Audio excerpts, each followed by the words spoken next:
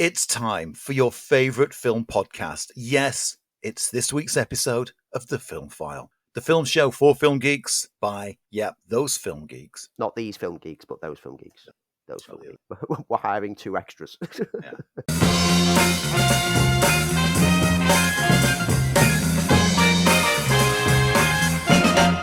Hello and welcome to the show. I'm Lee Ford. I'm Andy Meakin. And as we record this, we're melting. Not in a Wizard of Oz style, but in the, the heat wave that is taking over the UK right now. I had some American friends over at the weekend and they went, this is kind of an average sort of summer's day for us. But boy, it's hot. Yeah, I mean, it's like, the good weather's come because Boris has left. We finally got those sunny hinterlands. I mean, that might just be a huge coincidence. But I mean, that... I know it's not entertainment news, but the big news this week in the UK was that Boris, after seeing member after member after member of his party resign, he finally took the hint and handed his own notice in. Kind of, though, didn't he? He sort of resigned without saying the word resignation, ever. Yeah, well, he's never said the right words for anything ever. So it's completely on character for him. But did you see the news reports? This kind of links with entertainment because Hugh Grant, comedy genius, he tweeted out that the protesters who were outside the Commons, like blaring out things and like on bullhorns and things, he suggested that they should play the Benny Hill theme throughout the day. And so they did, which resulted in interviews with members of the House of Commons talking about the people who've resigned, having yakety sax playing behind it, which makes for someone talking about like, now 14 members have resigned today. It's like utter hilarity. It was perfection. Hugh Grant, man, that guy is an absolute legend. I follow him on Twitter. He's great. I mean, he's really, really, really great. He's a national treasure. Absolutely. What a brilliant idea. We're not a political show. We've got our politics, which I think we wear quite clearly on our armbands, and it's got a big smiley face on it. Yeah. I think it did stand out. I was supposed to be doing some work at home, and I got a text from my missus going, "Put the TV on," and which I did, and I was glued. I was absolutely glued to the TV throughout that morning. It was kind of history in the making. One of those things, where were you when type moments, but really powerful stuff. And, you want to be part of at least an observer to history as it's going on. So needless said, I didn't get as much work done as I should because I was absolutely entranced by it all. You couldn't write it. If you did, it would all feel like a big political mess. But hey, welcome to the UK. On completely separate notes, can we talk about the Gentle Minions fad? Yeah. Now, I knew nothing about this Minions thing until I had the radio on, and there was one of those phone-in things on Radio 2.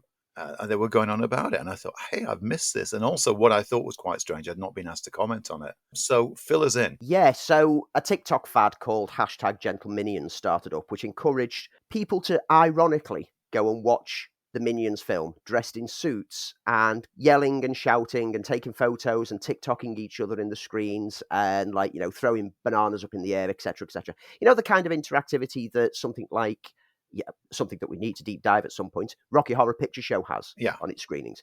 But that's earned that kind of interactivity from the cult fan base absolutely. that has built it up. Minions certainly hasn't. And what's happened is that cinemas have been finding screens getting trashed. They've had people throwing banana skins at the screens themselves, which stains and damages the screens and can be quite costly and generally causing a disturbance. Cinemas have been having to issue out refunds to other guests whose enjoyment of the film, if you can enjoy a Minions film, has been disrupted by, idiots. Let's be honest. Idiots who are jumping onto a TikTok fad. Now, across the UK, some cinema chains started banning people with suits, which I think is a bit extreme. A group turn up with suits. You can't just say, well, you can't come in and watch any film today. Give them a warning. We've had a few down in Banbury who came in dressed in suits, and we just advised them as we go, we get what you're doing. Do what you want out here, take photos out here, but once you're in the screen, if any of your phones come out, you're getting removed from the building. Oh, no, we're just here to have fun. It's like, yep, just don't disrupt it for anyone else. And they've been well behaved once they've gone in, because we've tackled it as they've been going through. Banning people from going in with suits, it's kind of a knee-jerk reaction, wasn't it? But the worst thing about this whole fad is that, according to sources, this originated as a marketing ploy by Universal themselves. You've just answered my next question. In fact, you've telepathically preempted what I was going to ask. So that's the rumor that I heard, that this was a marketing ploy from the studio. But yep. I didn't get anything when I was doing my own little bit of an investigation, because I read a couple of different sources, but it seemed to point out this was a planned marketing exercise from Universal. Okay, they'll have got the hits from it, but has it now seriously backfired? They certainly did. And this is why they were encouraging it from their official social media channels for the opening weekend. But now they've kind of backtracked and started to say, like, tell people not to get along in it. But the thing is, they've basically kickstarted this Gentle Minions fad, which was clearly a marketing decision to go, all the people who wouldn't go to see Minions, maybe if we can convince them some way to go and see it, ironically. So all the people who've jumped into it, because people on TikTok, one person does one thing and everyone feels that they need to be part of it. And this might explain why Minions did such phenomenal business over its opening weekend. But all you TikTokers out there, and if anyone out there is a TikToker and jumps on these fads, well done, because you ironically got played by Universal. You got played, absolutely played. They knew exactly what they were doing. They got your money, and you have just joined in their marketing routine. It's ridiculous. I mean, I'm on TikTok. I'm not going to deny that I'm on TikTok, but I don't follow the fads. Why follow fads? Grow up. Yeah. Get your own personality. Do your own thing. Have fun. But don't ruin cinema-going experiences for everyone else. Yeah, well said. I mean, there's nothing that winds me up, as you know, more than, paying good money to go and see a movie only to be disturbed by some knobhead. This is a family film. This is family audiences. So, your behaviour is in front of children. You're acting like that in front of children. What kind of message are you sending to the children of the world when you think that it's fun to disrupt performances and act like idiots just so you can get like a couple of clicks of likes on your TikTok feed? Grow up, all you TikTok generation. Well, sadly though, Andy, it's not our audience. I'm pretty much guessing. Oh, this is where we get loads of emails and it's like, who do you think you're talking to, you boomer? Officially not a boomer. Haha. That'd be me, and I don't care. Generation X here. Boom. I've been called a boomer a few times and I've thrown that straight back. It's just like, yeah, Generation X, I'm an X-man. Boom. But yeah, TikTok generation falling into marketing fads. And this is just a problem that's happening with loads of companies now are starting to jump on to the social media fads themselves. And they are generating this kind of, I think it's negative marketing. Yes, it does good business for them, but it impacts negatively on the cinema experience and it impacts negatively on the people showing your films. So Universal, you're just as bad as the TikTokers. Please never do something like this again, you silly, silly fools. And I'm going to go on a completely separate note here. Okay, yeah, you tangent off, buddy. I'm tangenting everywhere today because there's been quite a few things that have happened this week. Isn't it? The heat's making you tangent. This one is to do with me lovely mum, who, even though she retired a couple of years ago, she's been doing some work for the theatre, like doing ushering in theatres. And she was ushering on the Jimmy Carr gig. I think it was the St. Helens gig last week. And she made the mistake of responding when he asked questions. And so she became the butt of his jokes for quite a substantial amount of it. I saw this tour back before like all the lockdowns hit it. When he started off talking about like, COVID, it's going to help all the pension crisis. Well, he's done it with like the care homes like crisis has been sorted thanks to COVID. And then he said like, is anyone over the age of 60 in the audience today? And my mum thought that loads of other people would respond. And she just like watches us and goes, over here. And so like he interacted with her, got a name, Pat. So every time he was doing a joke about dementia, anything to do with like failing health, he kept saying, is Pat still okay? Pat, are you still there? All the way through it. And she's always found him quite funny when she's watched it on TV, but never saw his live thing. Now she wants to go and see him next time he's gigging in Sheffield. She wants me to get a ticket because she absolutely loved that level of interactivity and being the butt of the jokes. I think it's Fantastic. great. Right, that's what going to comedy shows is all about. You can watch them on Netflix, but being in that Yeah. audience, being in that room. I've not been to a comedy gig in ages, absolutely ages. Yeah, well, I think my last one was Jimmy Carr Right. for the Don't comedy put your hand gigs. up. So, I'm waiting for the day when I can manage to get victimized by him. I'm more than happy for that. But this show isn't all about comedy gig anecdotes. This show's about film. And this week, what have we got for you? Well, Andy and I both been to see Thor Love and Thunder, and we'll be giving you our thoughts on that later in the show. And interestingly, we don't even know each other's thoughts on it. No, We've no, not yet. not Oh, we spoken could at go all. either way This could be an and interesting no discussion. hints. Andy's going to also be talking about. I'll also be talking about Beavis and Butthead Do the Universe, which landed on Paramount Plus, Okay. and The Sea Beast, which landed on Netflix. We've got this week's deep dive into Michael Mann's 1995 heist movie, Heat, which seems appropriate in this weather. Very, very apt. But before any of that, we've got the news.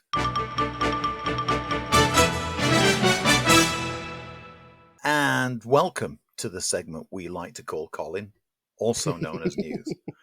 And I'm glad you remembered that. I remembered that one. And we're going to start with, as we normally do, the box office. So, in the world of the box office, I'm pretty much guessing that Thor Love and Thunder is now at the top spot. Yes, so let's start with the US, where Thor Love and Thunder opened this weekend with 143 million, which is the strongest opening for a Thor film, but not significantly high for what the expectations were. Minions Rise of Gru takes second place with 45.6 million. Top Gun Maverick is still flying high there in third place with 15.5 million. Elvis is on 11 million, and Jurassic World Dominion took another 8.4 million. Top Gun now worldwide is rapidly approaching 1.2 billion. Incredible. Which is absolutely stunning. Minions is currently worldwide just approaching 400 million, whilst Jurassic World seems to be settling. It looks like it'll finish around about 910 million at this rate worldwide. It's on at 876 at the moment. But Thor Love and Thunder worldwide, 302 million, which is internationally, it's done okay. It's done okay. What the drop-off's going to be, because we've seen big drop-offs on Marvel films of the recent months, and it's going to be interesting to see whether this can sustain it, especially with the rather mixed opinions that are coming out from there. Which you'll get to find our opinions a little bit later. But I'm trying to figure it out. So if Thor Love and Thunder has done pretty good, and you're saying it's the top entry on the Thor movies. Yes. In the scheme of things, where does it stand on the MCU now? Do some math. 10th or 11th, I'm saying. Yeah, I believe it's within the top 10 openers for the MCU, but it's whether it's going to have that sustainability. Here in the UK, Thor opened with 12.3 million, including the Thursday previews, which is better, again, than Thor Ragnarok did. However, it's significantly behind Doctor Strange Multiverse of Madness, which did 14.9 million in its opening 3 days. Minions, still generating family audiences, 4.3 million this weekend, up to 18.5 million total for the UK. Elvis in third place with another 1.3 million added. Top Gun, again, not dying down at all. It's still flying around. 1 million taken this weekend. It's up to 70.6 million from the UK. Okay. And Jurassic World, 559,000 it took this weekend. It's definitely slowing down. People have had enough of the dinosaurs now. And you've got to take into account that we've had crazy hot weather this weekend. And that usually in the UK does have an impact on Yes. cinemas, because we all have a tendency not to go because we think this is only going to be for a week. And basically we try and spend as much time in the sun as possible. I did hear that while Thor's done really well across the world, these numbers in Australia are kind of off the charts. And I think maybe that might be down to Taika Waititi and the fact that they've got a homegrown star with Chris Hemsworth. Yeah, in Australia it took $13.8 million, which was a pretty strong opening for them. I've seen discussions in the trades over this past week with regards particularly Disney releases, either Marvel, Pixar, or whatever, which we've seen them have decent opening weekends and then significant drop-offs, and we've touched on this, but not really discussed around it. Disney might have a problem with their release model, particularly the fact that people now know that 6 weeks down the line, you can watch it for free on streaming. And I wouldn't be surprised if this gets reviewed, because Doctor Strange is close to 1 billion, but it's slowed down so much it's unlikely to pass that figure. And they were Well, you expecting can watch it on Disney Plus. yeah, they were expecting a 1.1 billion on that one at least. So that, the underperformance of Lightyear, which a Pixar film should have done better than what it's performed, Yeah. and everything on the Disney model looks like people are just basically going, I'll just wait for home now, which is not what they want to be getting. No, absolutely not. You want to be able to hang this out. I wouldn't be at all surprised if Disney very, very quickly review their model. Yeah. Because hey, if we can figure it out, then they can. Yeah. So that's where the box office is at the moment. We'll see how next week impacts on Thor, whether it sustains business, whether the mixed word of mouth makes it decline significantly, or whether it is just the hot weather that are keeping people away. Okay, so that takes us in quite nicely into the rest of the news. Andy, what have you got? So let's stick with Marvel. Charlie Cox and Vincent D'Onofrio are definitely set to reprise their roles for the upcoming Echo series, which is currently filming in Atlanta. We've already heard word that Marvel are going to produce a Daredevil series anyway for Disney Plus. So we always kind of figured that Daredevil was going to appear in Echo. So it feels like this news has been out there for some time. Yeah, it's just that we finally got a confirmation on it. And we knew that Vincent D'Onofrio wasn't dead at the end of Hawkeye. Yeah, when a camera pans away when someone's getting offed, you know that person's not dead. Yeah. Unless you see that bullet go through and the brain splat on the pavement in a Marvel thing. A bit excessive, really. But yeah, that would be a bit excessive for a Marvel thing. But you get my point. I think it's great because I'm not completely convinced that Echo herself is a strong enough character to be carried. But that's because I'm not completely well versed in that character. But I do think that the direct links to the Kingpin means that it makes it for a much more interesting story. And throwing Daredevil in there, it's the chance for them to bring Daredevil properly into the MCU. We saw him briefly in Spider-Man No Way Home, but apparently Echo will reportedly include a plotline in which Daredevil is searching out a former ally. Podcast The Weekly Planet has reported that ally is Jessica Jones. So it's possible that this Echo series is going to be the MCU's way of bringing all of the Netflix aspects into their universe officially. So you've seen then on Disney Plus that Jessica Jones has been renamed. I didn't even notice that. No. It's now called, which was the original title for the series. Okay, so to go back even further,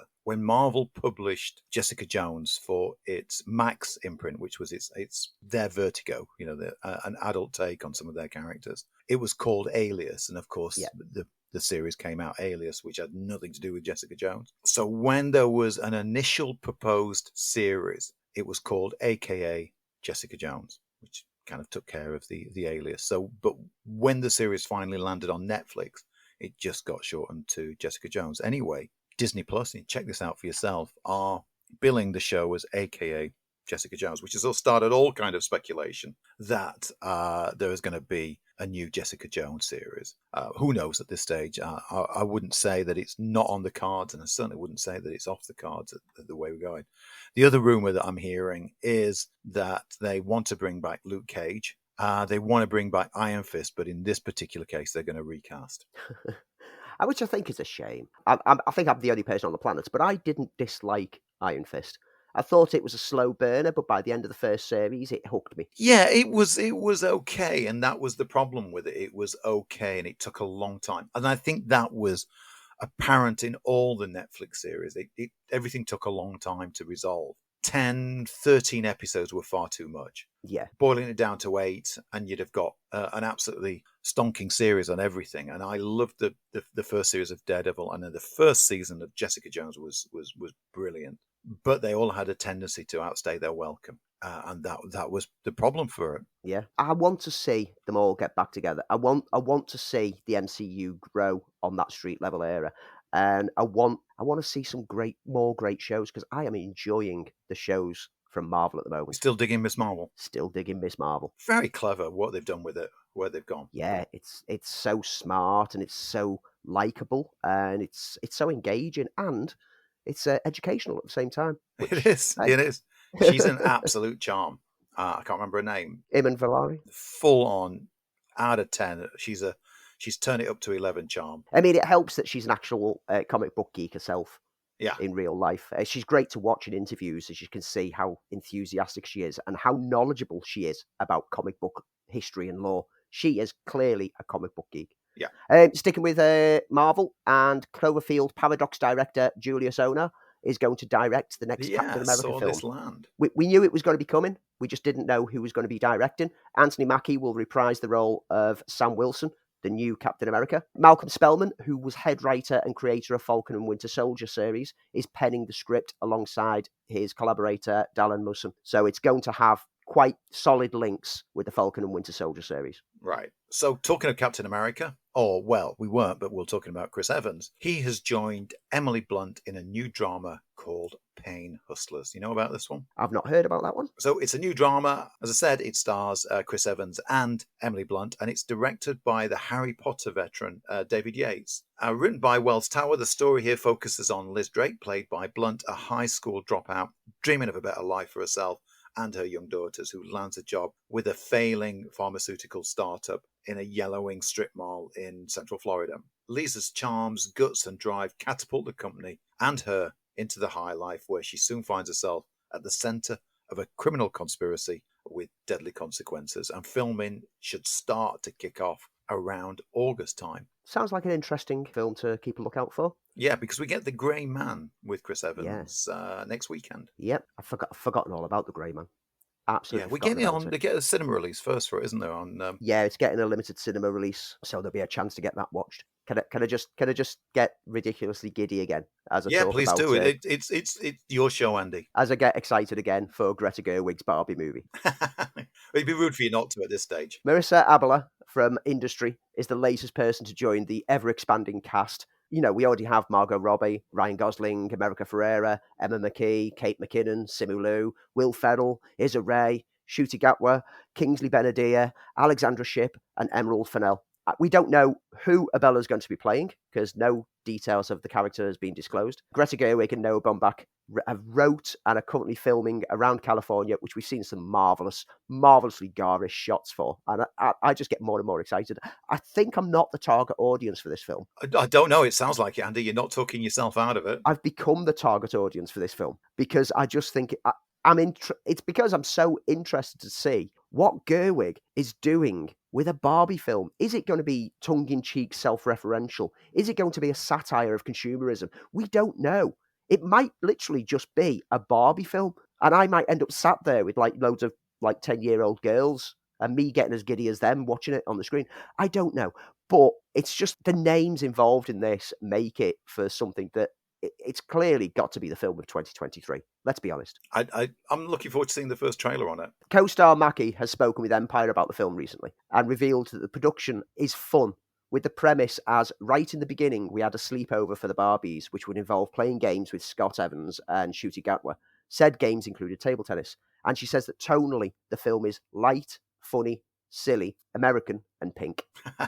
Yeah, when we can judge some of that from the stills that we've seen so far. There's lots of pink. Do you know what the last film I saw was before lockdown? Before the cinemas closed? I think it was at 2:00 or something like that. What was it that you watched? It was Parasite. That was my last film before the world went quiet. Anyway, Bong Joon-ho has been building an excellent cast, which includes Robert Pattinson, and has now signed on Steve Yeun for his next writing and directing project, an adaptation, which I didn't know, of Edward Ashton's sci-fi novel Mickey 7. The story follows titular Mickey 7, who is an expendable, a disposable employee of a human expedition sent to colonize the ice world Niflheim. Whenever there's a mission that's too dangerous, even suicidal, the crew turn to Mickey. After one iteration dies, a new Mickey is regenerated with most of his memories intact. After 6 deaths, Mickey 7 understands the terms of the deal and why it was the only colonial position unfulfilled when he took it. So interesting stuff. I like his forays into science fiction, and to some extent there was almost an otherworldly quality to Parasite, but it's looking like a great cast so far. As I said, Patterson, he's got Naomi Aki, Mark Ruffalo, and Toni Collette on board. Bong Joon-ho is always a director that I'm interested in watching. Ever since in 2006 when I saw The Host, I've always looked out for his films. He's given us Okja, which got released on Netflix to great critical acclaim.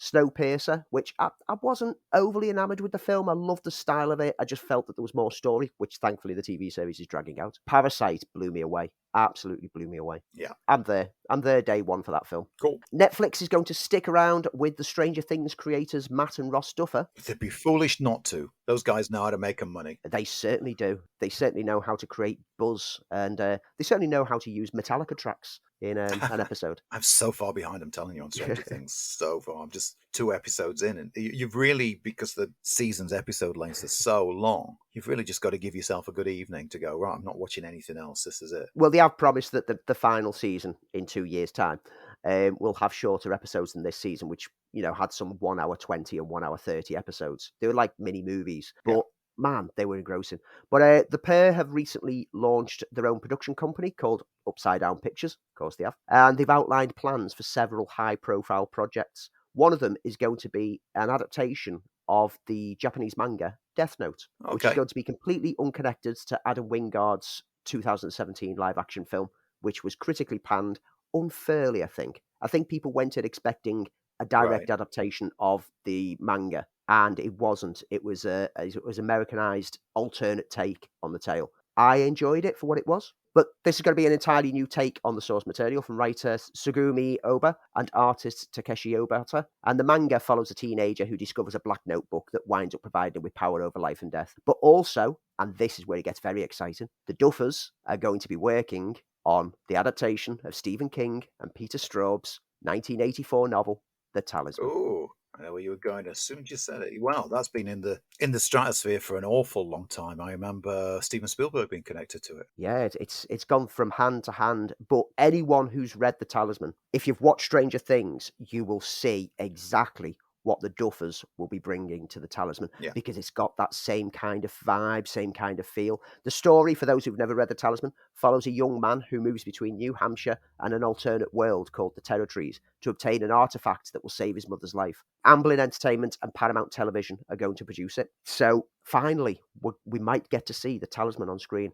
Maybe once The Talisman's been done, maybe, just maybe, someone will properly adapt The Dark Tower. Well, it's, again, been on the cards for ever. There's been 3 other projects also confirmed. A new Stephen Daldry directed stage play set within the world of mythology of Stranger Things, the aforementioned spin-off of that massive show, and an original series from Dark Crystal Age of Resistance duo Jeffrey Addis and Will Matthews. So it looks like the Duffers Upside Down Pictures has already got some pretty high-profile projects to start selling back to Netflix. If Netflix don't want them, I'm pretty sure anyone else will pay them a fortune to take them. Yeah, too right. We've also got news that Alex Garland might give up directing. Okay, I mean, he's made a pretty good stab at it so far.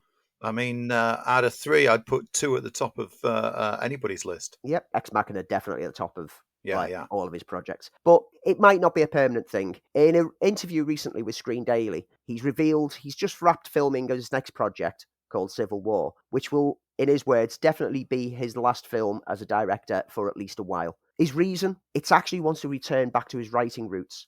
As he said, I've got a quite complicated but serious internal dialogue about what I'm going to do next. Years ago, I started out as a novelist and then stopped writing novels and started working in film. And I've been feeling quite strongly that I should stop directing films and should write for other people with the intention of trying to execute the film that they want to make, rather than trying to force through the film I want to make, which is what used to happen in the old days. Now, big fans of Alex Garland's writing through the years. There's a lot of the films that we will discuss as deep dives that Alex Garland's name has been tagged to, and we discussed one of them last week. So I don't necessarily think that this is a bad thing, because he is a great writer. I just feel that when he brings his own things to the screen, occasionally he hits it right, Ex Machina, but Men kind of missed the mark. So maybe him working with other directors again will manage to get some absolute smashers of sci-fi. The thing I've always liked about his work is it's almost that new generation kind of stuff where he borrows from previous sources. I mean, you could look at 28 Days Later as being influenced by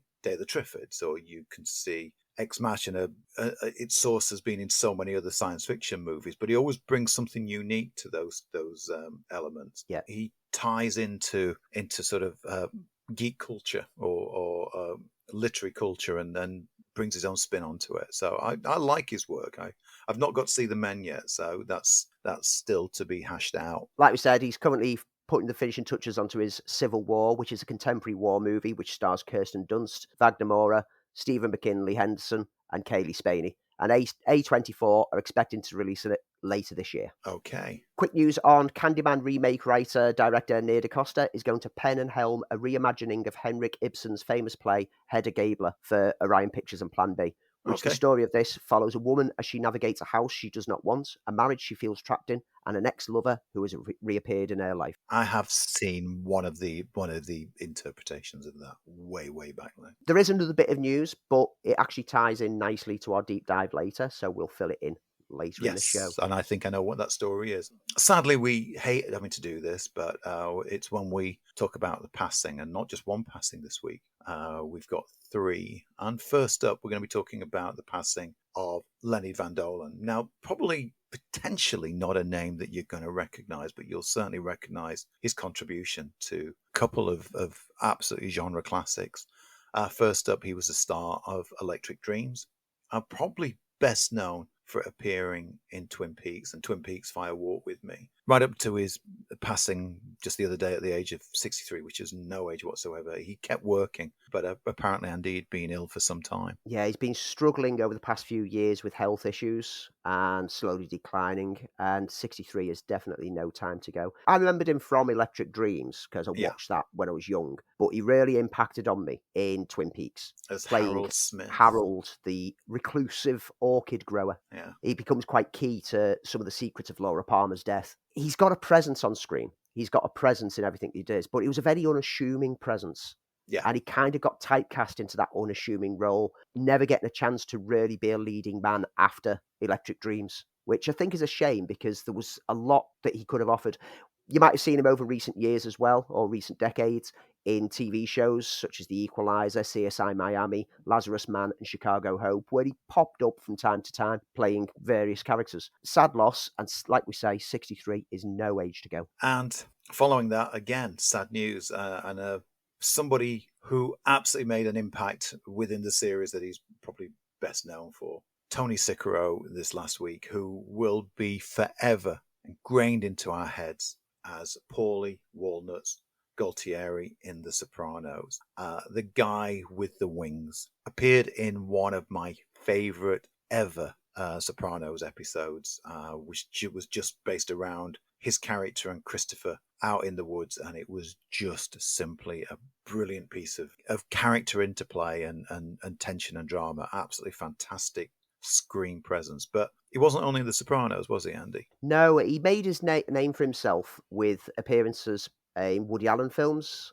He was in Bullets Over Broadway, Mighty Aphrodite, Wonder Wheel. But he also, from the 90s onwards, started to pop up and started to fill that gangster aspect that led to The Sopranos in films such as Goodfellas. He was in Copland. He was in Dead Presidents. He also took a foray into comedy with films such as Mickey Blue Eyes. But, like you say, the character of Paulie in The Sopranos is what everyone remembers him mostly for, because The Sopranos was so good at giving us characters that, even though they are utter scumbags, you absolutely love them and you root for them and you hope for the best for them. It was masterful storytelling through The Sopranos throughout all of its seasons, and it made you care for every one of them. And Paulie, whenever he was on screen, the character of Paulie, you knew something fun was going to happen because he had an ignorant wit. It's basically, he would say things that are amusing without realizing that they're amusing because he takes everything ultra serious. Brilliant character, portrayed by a marvelous actor. 79 years old, he's left behind a legacy of work that is well worth revisiting.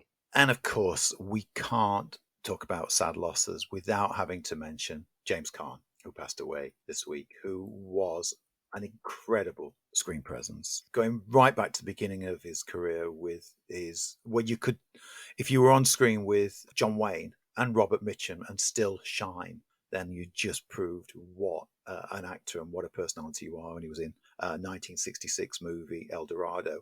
Then Countdown, which is an early space race movie. The Rain People from Francis Ford Coppola. But of course, it was The Godfather that put him on the map. Delivered one of the most fantastic screen performances, with one scene in particular, one very famous scene, ad-libbed. But he was an amazing actor. I can list some of my favorite all-time roles, other than The Godfather, Freebie and the Bean, Slither.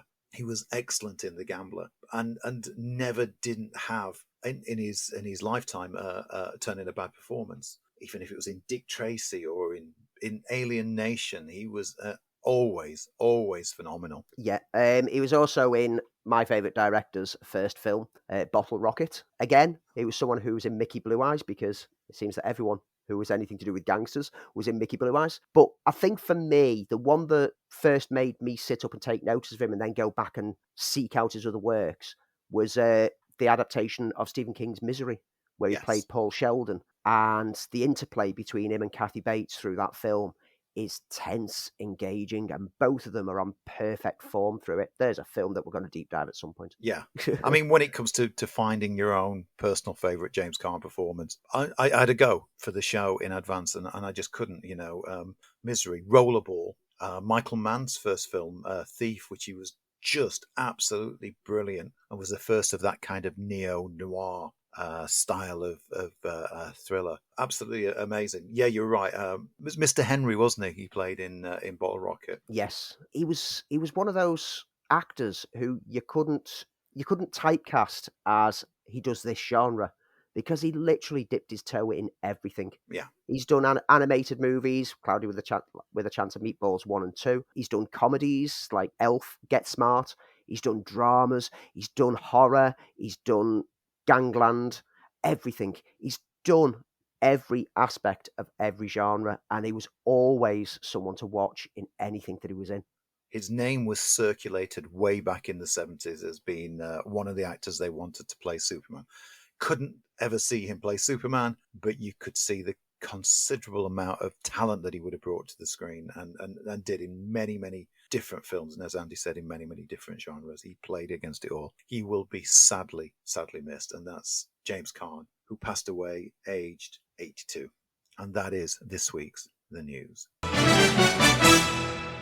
You're listening to The Film File, your film podcast, your favourite film podcast, all about film and geekery, with myself, Lee Ford, and ever joined by Andy Meakin. And if you're a fan of this particular episode and you're a fan of this particular podcast and you want to know more, head over to your favourite podcast platform, check out The Film File, subscribe, and remember to leave a like. And that's not all, because if you want to become part of the Film File movement, and it is a movement and it's growing, all you have to do is this. Head on over to Twitter, follow us at Filmfile UK. Head on over to other social media channels, including TikTok. Yes, including TikTok, because I jump on fads. Just look for Filmfile UK, you'll find us. Or you can email us with any thoughts, suggestions, top 10 lists, bottom 10 lists, favourite films, least favourite films, suggestions for deep dives, recipes for cakes, anything that you want to send us, podcast@filmfile.uk. Or, as we've suggested before, we'll be your agony uncles. Have you got a problem that you need film geeks to fix? Just email us, and we will see what we can do. Because we're always giving, aren't we, Andy? Always giving. Always giving. No, we never get a chance to take, because no one ever gives us. But, we give. We give. It's now time for this week's deep dive. And in a week in the UK where we're sweltering, then, strangely enough, this film seems really, really apt. We're going to be talking about Michael Mann's 1995 heist thriller starring Al Pacino, Robert De Niro. We're going to be talking about Heat. You want to be making moves on the street, have no attachments, allow nothing to be in your life that you cannot walk out on in 30 seconds flat if you spot the heat around the corner.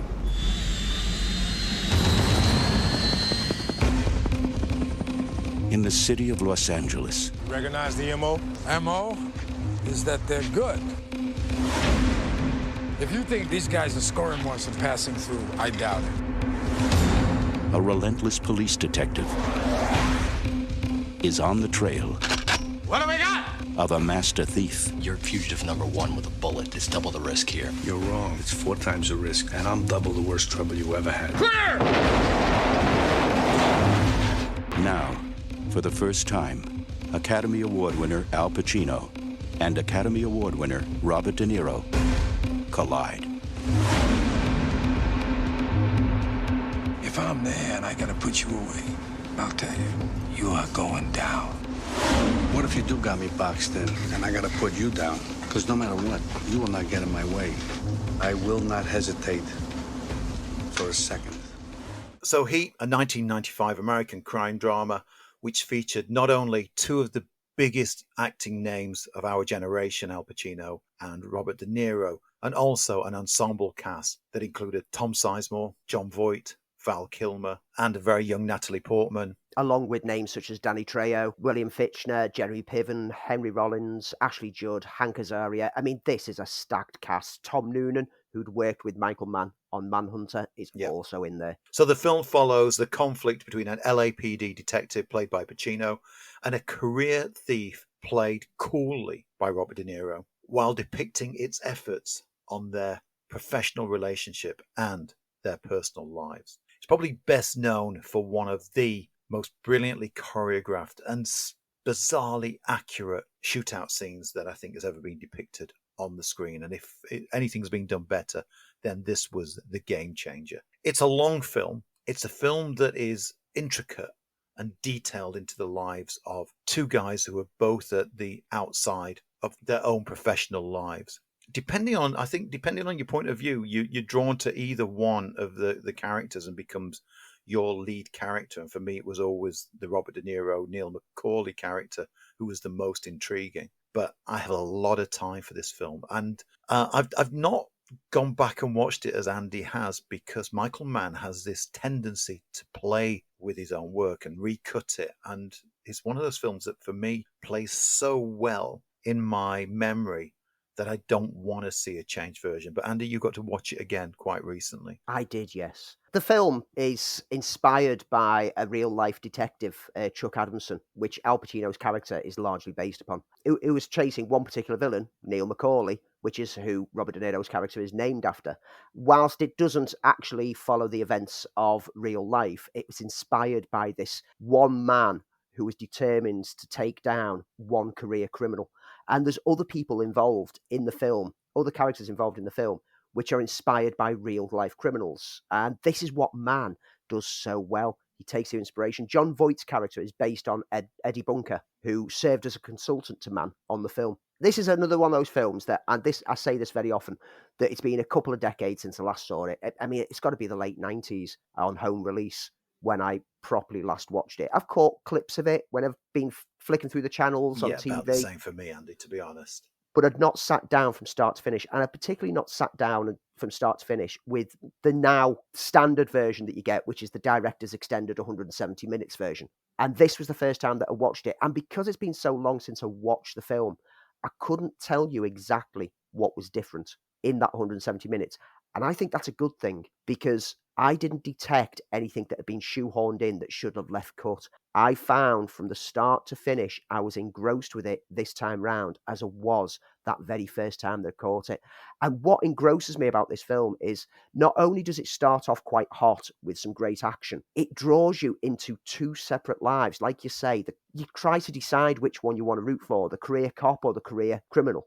And it plays both of them equally. It's not a story of a cop taking down a criminal. It's a story of a criminal trying to outwit a cop at the same time. Both sides of the story are given chance to flesh out their characters, flesh out their family life, their background, their histories, their relationships, and make you care for both sides. And by the time it comes to the now iconic coffee shop scene, you are on the edge of your seat as to where this is going to go. It's a marvelous film, marvelous structure from start to finish, to slow itself down significantly, but then pick itself up and keep following beats. There's multiple sub-stories going on at the same time that never feel like they get in the way of the core story. And everyone is giving their all. Pacino, in particular.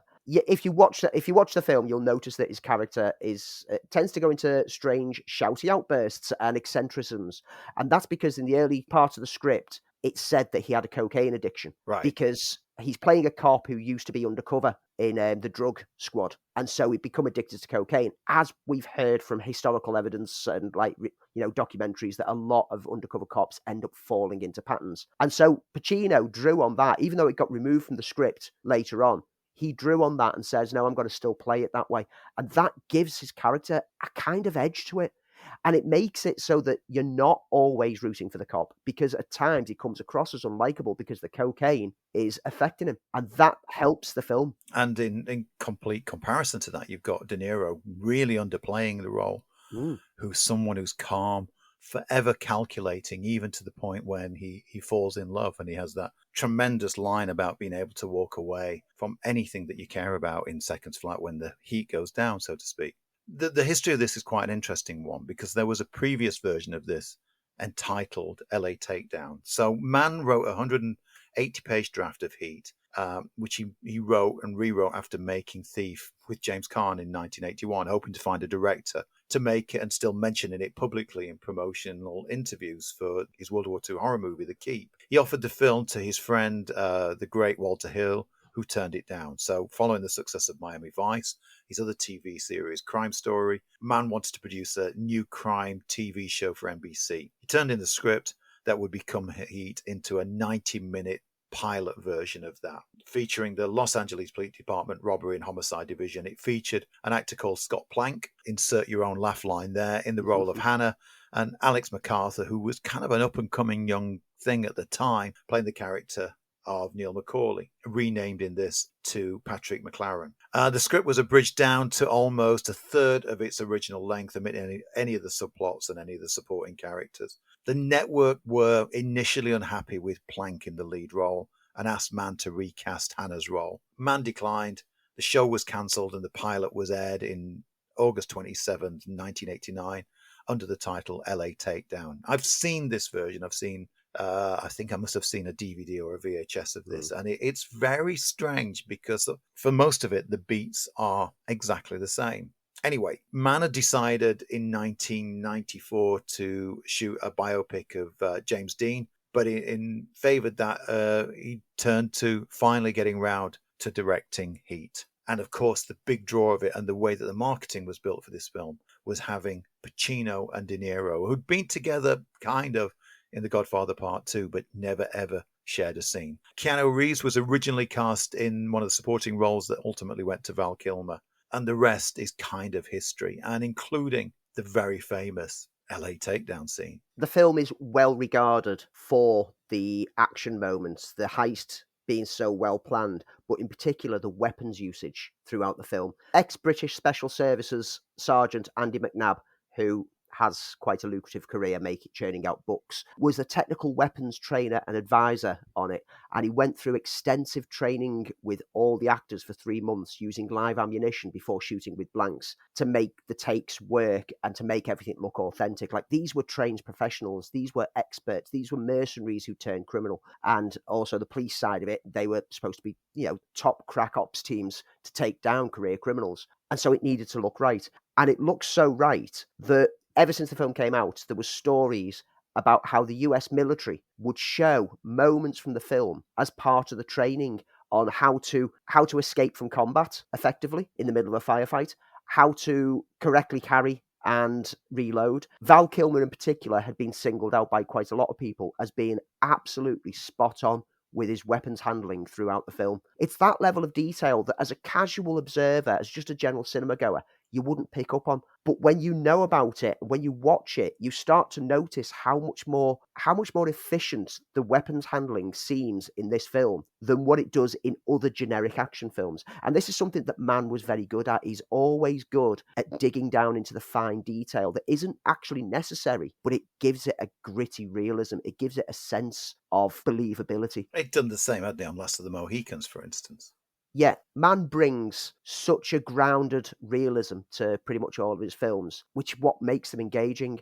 Mann also brings, and we've said this before when we've spoken about previous Mann films, location. He loves locations, and he loves particularly the City of Lights, LA, and he showcases it in all its dirty beauty throughout this film. Cinematography from Dante Spinotti, who worked with him on pretty much everything. Manhunter, Last of the Mohicans, then went on to Insider, Public Enemies, ensures that the location is as much of a character as the actual actors are on screen. Perfectly lit, engaging, well-placed shots. His use of the environment dominates the frame while the actors are off to the side. Usually the right-hand side is where he places the cast talking, with cityscapes behind them. Mann loves location. He loves cities, and he wants you, the audience, to love cities as well with every shot that he makes. I mean, even describing the action sequence, this is not an action picture. The heist scenes are meticulously directed. But above all, this is a complex film with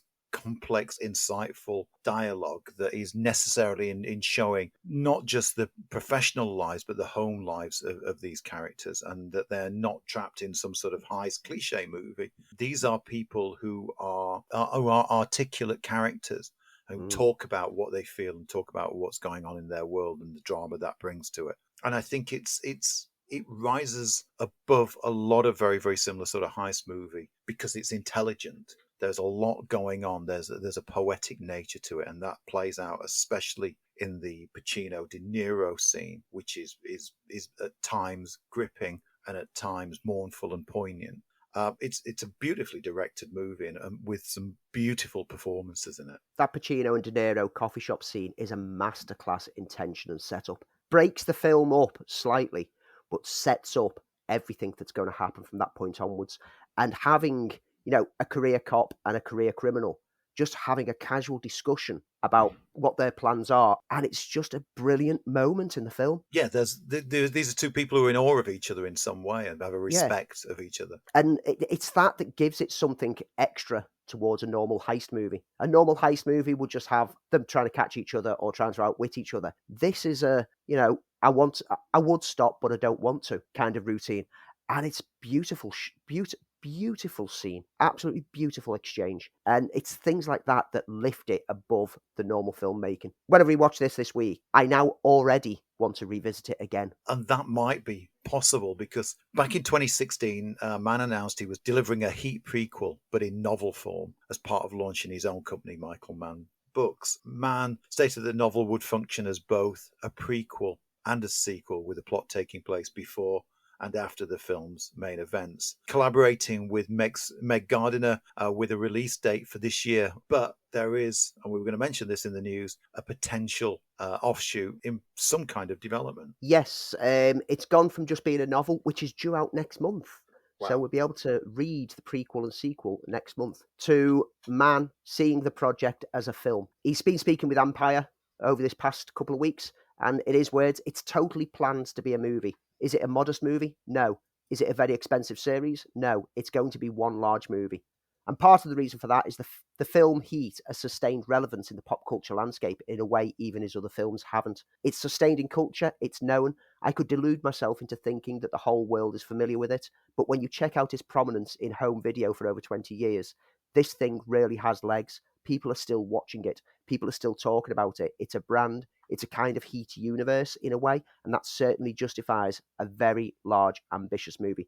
So his idea is that the prequel and sequel novel adaptation film would perfectly bookend Heat itself to turn it into one huge movie. Interesting. If you've not seen Heat, then, of course, and we always say this, give it a go. Reach your own conclusions, but it's a poetic piece of filmmaking with some incredibly designed and choreographed action sequences, but this is not an action film. And if we do want to watch Heat, where can we find it? You've got two avenues to go and watch it on. You can watch it on Netflix or you can watch it on Amazon Prime. And both versions are the 170-minute director's extended version. We'll be back next week with another deep dive. And now it's time for this week's reviews. And as said at the beginning of the show, Andy and I have both seen, albeit separately, Thor Love and Thunder. I've no idea what Andy thinks to the movie, and Andy's got no idea what I think to the movie. So this is a bit of a first, really, for the Film File. Let's see who you are. Get the popcorn out. Let me tell you the story of the Space Viking. The one and only Thor. Oh. Times like this, we need to come together. You said this would be a relaxing holiday. Like a relaxing holiday. What a classic Thor adventure. Yes.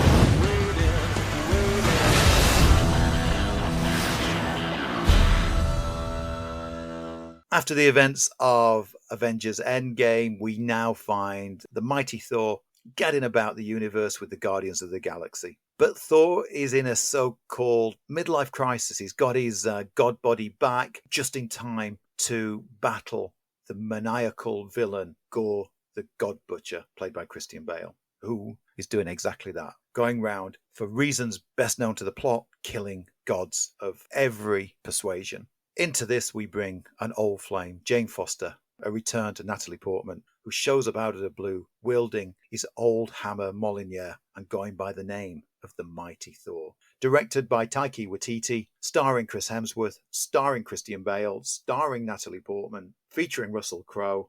This is Taika Waititi's follow-up to Ragnarok, which changed the game for Thor. We'd had a great start to the Thor series with Kenneth Branagh. It went completely off the rails with Dark World. Now, there's bits of it to like, but it was Ragnarok that reinvented Thor, made him irreverent, kind of made him cool, kind of made him a little bit silly, kind of made him very rock and roll, and carried on with this. There's a sense of joy, there's a sense of wild abandonment in this movie, but does it all work? So how do you want to do this, Andy? Should we just talk across each other, or should we get into a sense of agreement? I liked it, but I didn't love it. I think we might be on the same page. Phew. As a Taika Waititi film, this is everything I expected it to be. It's packed with the irreverent humour, masses of witty dialogue. I had fun watching it, but as an MCU film, it feels somewhat lacking, much in the same way that the recent Multiverse of Madness did. And I think that this is a problem that they're having because they're cutting the films down too much. I said exactly the same coming out, Andy. I thought this runs at just under 2 hours, isn't it? Yeah. By just 1 under minute 2 or hours. something like that, and I thought it felt exactly the same problems I had with Doctor Strange. It felt too compressed, too compacted. It needed time to breathe. Yep. It was at times uneven. I think there were two halves to this movie. I think you've got the Rorschach's Ragnarok DNA kind of first half, and a much better second half, and a very ploddy middle bit, and in its winking to camera started to get on to my nerves. I'm all for self-deprecating humour, but at times it was running thin. Yeah, it needs approximately 20 minutes of something added in to give you a chance to breathe, let you catch up, and make you care. In the same way as Multiverse of Madness felt too rushed and chaotic, so does this film. There's rarely any moment that it slows down. It doesn't let the audience catch up and care for anything or anyone. You're too busy laughing. Let's not bother about like the emotional connections. For years, MCU films have run around 2 hours 20 to 2 hours 40. And now they suddenly seem to be cutting them back to about 2 hours, which has taken a serious toll on the pacing of the films. Yeah. The worst element of it for me was that the reunion of Thor and Jane just felt flat. It felt awkwardly flat. I didn't care that they got back together. I didn't care that they'd met again because it didn't seem like they particularly cared. There was no emotional connection between them. I thought Portman coming back was excellent. I thought she gave it her all. She clearly was enjoying herself this time after she was largely underused in Thor: pretty The Dark sidelined. World. Yeah, and I thought she stood out. And it's great to see, because I think Natalie Portman can sometimes come across a little bit serious in everything that she does, but she was clearly having fun, as everybody was having fun on this. Even Christian Bale, even under that ghoulish, weird performance that he gives, seemed to be having a good time delivering that. I think Tessa Thompson came out really shortchanged out of it. I know there's been lots and lots of people cut from the finished one. I thought Christian Bale brought evil with a sense of purpose to the role, and I think I had read that he'd been underused, but I didn't walk away thinking that. I thought his arc was really, really interesting, especially the sort of gore-centric cold opener, so to speak. It's fun. I had fun with it, but it just seems disappointing that whilst the TV shows are really smashing it recently with character depth and growth of story, the big screen, Marvel just seems to be going for spectacle rather than actually, emotional connection. And this film, the story in it, and we're not going to talk about any spoilers of the story, but elements of the story should have a really hard-hitting emotional poignancy, but it doesn't. It lacks it. And by the end of it, the only things that I remember, well, generally the only things I remember is all the dialogue from Korg, who is hilarious throughout. Yeah. And that's about it. So, I mean, me and one of my mates at work have been walking around calling each other bro all the time. Well, and what I did like about it is it gave it a reason to be called Love and Thunder, which I thought had a nice symmetry to it, and that I enjoyed. I did enjoy it. Don't get me wrong. It's a Taika Waititi movie, and his signature's all over it. A great soundtrack, but it felt tempered. It felt subdued in the way that it should have been epic. There were 3 big key sequences in this movie. Really, that's it. And the winks to camera, the sort of nodding silliness, started to, unlike in Ragnarok, where it felt like a joy, already felt overused. Yeah. And I think Marvel have got a problem at the moment. I think Phase 4 has been a disappointment. Been some movies that that we've enjoyed together. I mean, we both kind of enjoyed Eternals. Shang-Chi was great. I thought Black Widow was almost nearly one of my favorite Marvel films. But I think some of the big sequels, Spider-Man, Spider-Man was its own thing. I think it stands out above the rest. But Doctor Strange, Eternals, Thor have seriously got an issue now where there's not enough meat on the bones. And I think now is the time to make an internal decision. If I was these guys and say, let's get it back to 2 films a year, 3's killing us. So it looks like there's going to be a return for Thor with the setup in one of the 2 end pieces. But I think now it's time to go somewhere else with it and do something different. I don't think I want to see this Thor again. And I think that's maybe the joy with Thor, because you can go anywhere. I'd like to see dark and gritty next time. I'm going in a different direction, but I don't want to see this Thor again unless it's a game changer one more time. So it sounds like we're pretty much on the same page. Yeah, it was a fun blast, but it's not something that is going to stick and last with me. It's the 3rd best Thor film out of 4, and that's only because Dark World is so bad. Yeah, okay, I'm with you all the way. All right, so what else have you got? Beavis and Butthead Do the Universe, which landed on Paramount+. Now, I know what you think about this, and I remember seeing the first Beavis and Butthead film and thinking it was great. T-minus 10, 9, 8, 7, 6, 5, 4, 3, 2, 1, 0, ignition.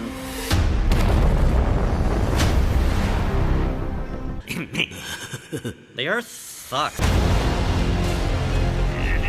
minute. I think the floor's not working. Look at that number up there on the billboard. There's a 2, and then some kind of circle. No, dumbass, not that number. That one. 69. This show sucks. It's like just these fat people standing there. I am Cornholio. I need TV for my bungle. Who are you, fart knockers? Amusing, yes. Humorous, yes. Satirical comment on the time, yes. Amusing. Bear in mind that I'm in a minority here, because everywhere online, all over Letterboxd and critics, they're loving this. But I genuinely don't get it. Now, back in the 90s, Beavis and Butthead went from being an MTV animated series of 2 teenage delinquents to a successful feature film in the guise of Do America. The pair resurfaced in recent years with a short-lived new series from creator Mike Judge, and Paramount Plus have now brought us this new film from Judge. The pair accidentally burned down their school science fair, but are mistaken to be youths at risk and sent to space camp to get opportunities to grow as people.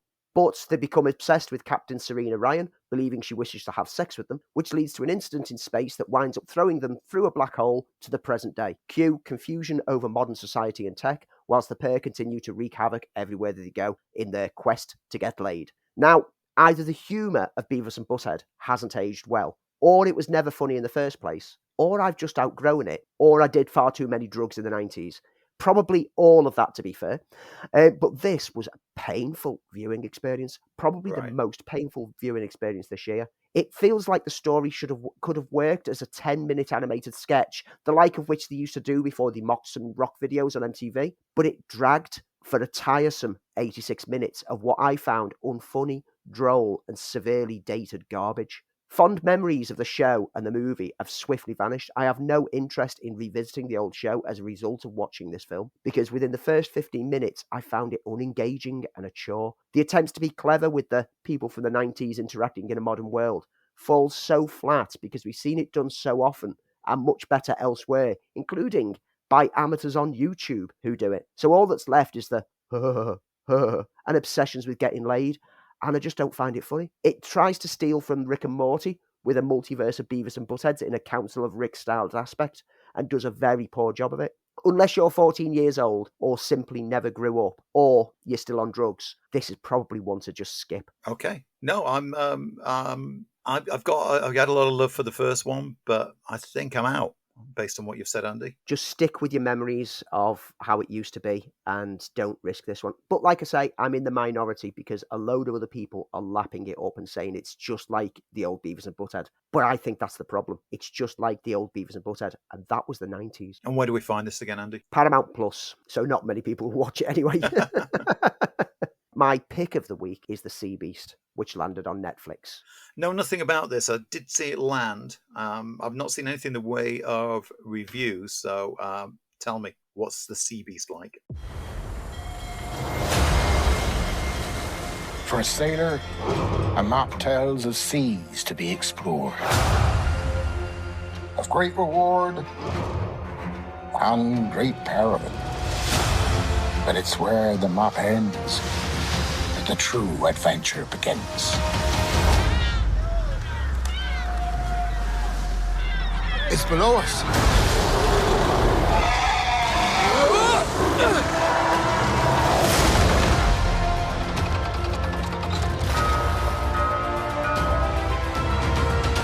A hunting ship ain't no place for a kid.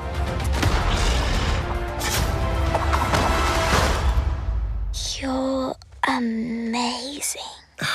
I like this kid. Them pictures in me books come to life.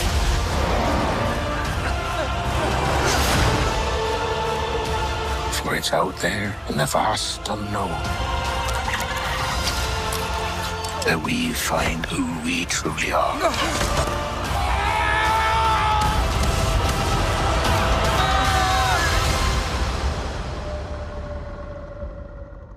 So The Sea Beast is directed by Chris Williams, who co-directed Bolt, Moana, and Big Hero 6. He's the latest ex-Disney animator to be poached by Netflix for their projects. They previously nabbed Glenn Keane for The Delightful Over the Moon.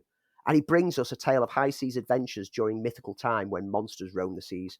For hundreds of years, mankind has been sending hunters out to fight huge sea beasts, and the tale starts by focusing on one hunting ship, the Inevitable, led by the legendary Captain Crow, voiced by Jared Harris, who has an Ahab-esque vendetta against one particular beast, the Red Bluster. His adopted son, Jacob, voiced by Carl Urban, is set to take over the captaincy once Red has been vanquished, but when a stowaway obsessed with tales of high-sea adventure called Macy sneaks aboard, it starts a chain of events that puts a new reflection on the history of the world that they live in.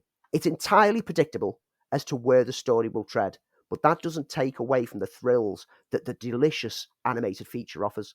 The animation from the start is absolutely sumptuous. As you expect, it's a not quite Disney look to it, and the sea battles have the impact of the finest moments of franchises such as the Pirates of the Caribbean. The beast designs are creative, some look monstrous, some look slick, some look cute, all thrown into the mix, and if you fail to be impressed when two gigantic monsters start fighting, then you either need to get a better TV or open your eyes when you're watching things. The voice cast are well chosen. Carl Urban's great. Young star Zaris Angel Hator as Macy is really selling it. Harris appears to be having a great time as Captain Crow, and the rest of the support comes from names such as Dan Stevens, Marianne Jean-Baptiste, and Kathy Burke, each granting their presence something worthwhile. It's an absolute rollicking adventure film that thrills and absolutely engaged me throughout. It examines how we cannot necessarily trust the records of history, should always question the sources, and I thoroughly recommend it to all families to sit round and watch it. It's a great animated movie, perfect high seas adventure. My only disappointment, I wish I could have seen this on the big screen. I've really liked what Netflix have done with their animation. I thought Klaus was a fantastic, and now will be an evergreen Christmas movie for me. And I think they're making some quite bold and interesting choices. So I will put this one on the list. So, Andy, we know that Thor's out is the big release for this week. What's coming up? What's next? So, cinemas, mentioned it earlier, the Russos are bringing The Grey Man to the screen. And also, if you want a bit of nostalgia, Railway Children Return gets released across UK cinemas this week. On streaming, Now TV and Sky, Spider-Man No Way Home will be landing this week. And on Netflix, it's mostly TV shows that we've got to look forward to this week. Better Call Saul returns for its final part. Cannot wait. The Resident Evil TV series starts this week. Looks good. And then films-wise on Netflix, you got Persuasion, which is a new adaptation of the Jane Austen novel, which sees Dakota Johnson in the lead role. And a film that I will not be watching, even though it's a wholeheartedly recommended film, and that's Anthony Hopkins starring in The Father, which lands on Netflix this week. Because it broke you last time. It broke me. I will not be rewatching the film again, but not because it's a bad film, because it's a heartbreakingly... Too close to home, shall we say. I recommend that everyone watches the film. And that's about it for this week's Film File. Hope you've enjoyed yourself. Thanks for the ride. But before we go, and yes, we always do this, we'll give you our neat things. Stuff that we've enjoyed, whether that be a book, a film, a meal, you name it, as long as we've liked it and we think it's pretty neat, we're going to tell you about it. Andy, what's your neat thing? Last time it was video games. This time it's video games again. I've been playing Red Faction Guerrilla Remastered. See what they did there. Oh, see, we did that. Funny enough, I was thinking about Red Faction because I remember seeing cheap TV knockoff adaptation some years back, which was pretty awful. Anyway, I don't know why that was in my mind a few days ago. Now, the Red Faction series of games have always had some pretty high regard for the physics engines that were in there.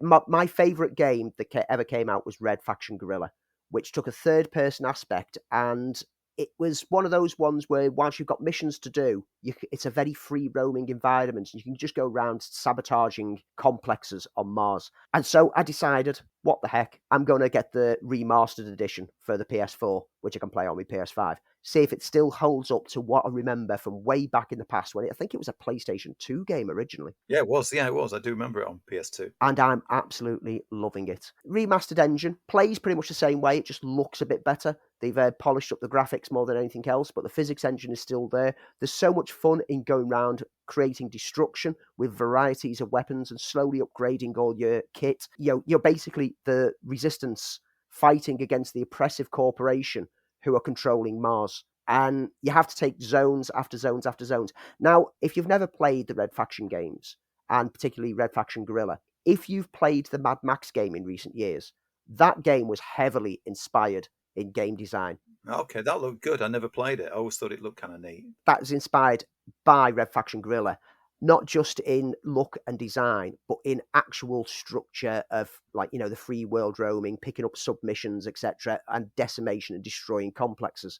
And because it's so much fun to just throw yourself in it and not necessarily follow the story, but go off and do other side things, this is a game that I love just picking up and playing for half an hour at a time, and then go back to it when I've got another bit of spare time. I'm gonna platinum trophy this one. I know I am.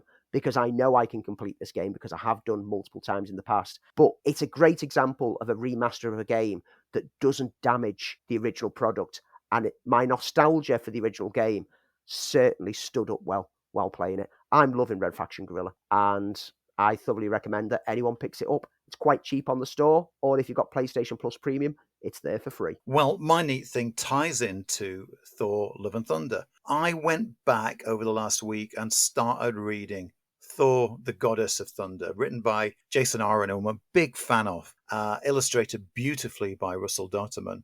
Just to see where it all started. I'd read one or two of Jason Aaron's run on Thor and thought they were marvelous. And of course, this was a huge inspiration for the film, not only with the Jane Foster Thor, but also with the idea of Gore the Godslayer as well, who was one of his creations. And interestingly enough, there's quite a lot of humor that's made it from the comic onto the big screen. You can see why they chose this particular run, because it does fit in with Taika Waititi's almost, not quite his version of Thor. He's not quite the dunderhead that he is in the comics, but this is kind of a very much, this is not your granddaddy's Thor. This is not Stan Lee. This is not Roy Thomas's take on it. This is a very modern take on it. But they're beautifully done. I'm reading the collected edition. I'm starting kind of late into the series, so I'm starting with the Goddess of Thunder. But it's a fantastic read.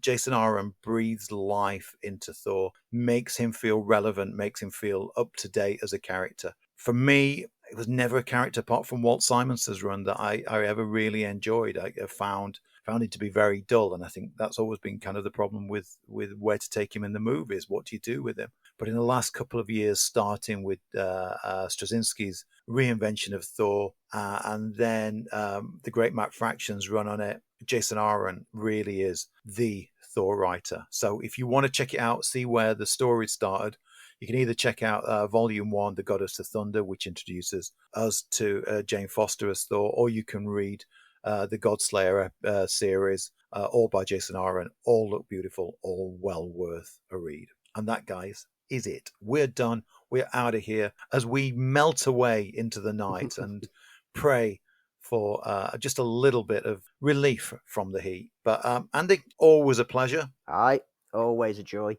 Good to have you back with us. How long are you here for? Yeah, back up to Banbury for the end of the week. I've only got a few more. Well, I've got a month left of this backwards and forwards. It's flown by, actually, hasn't it? It's 12th of August is my last shift there. Although I'm fully expecting to get requested to go down every now and then to help out until they've packed out their team with a full spread of managers. But I'm more than happy to do it. It's so much fun down there. I'll see you next week and see everybody else for another Film File. But before I go, I do what I do best. I take scores. You do what you do best. Try to stop guys like me.